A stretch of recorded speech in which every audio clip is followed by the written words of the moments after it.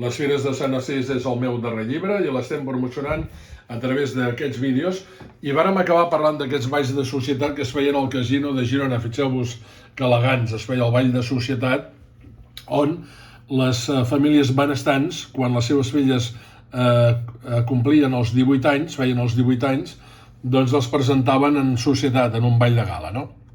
Bé, ha canviat molt tot això.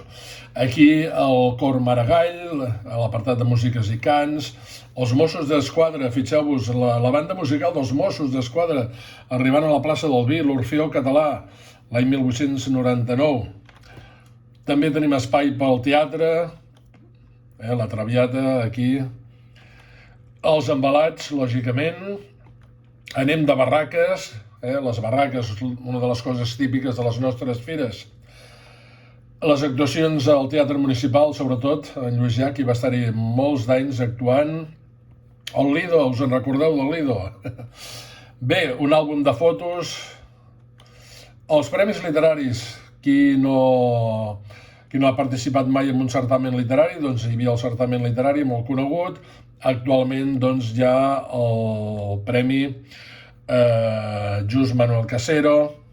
Parlem també de les fires literàries, de com els poetes han parlat de les fires, sempre aquesta Girona de tardor, de la boira.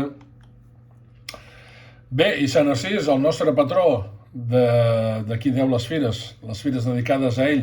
I parlem fins i tot de la llegenda de les mosques, com va ocórrer la llegenda de les mosques, i fins i tot tenim un dibuix únic en exclusiu que ens ha fet en Miquel Oliveres. Per Tots Sants a Girona, parlem de Tots Sants, que tothom es dona cita a la ciutat. I més coses seguirem repassant aquí a les Fires de Sant Narcís.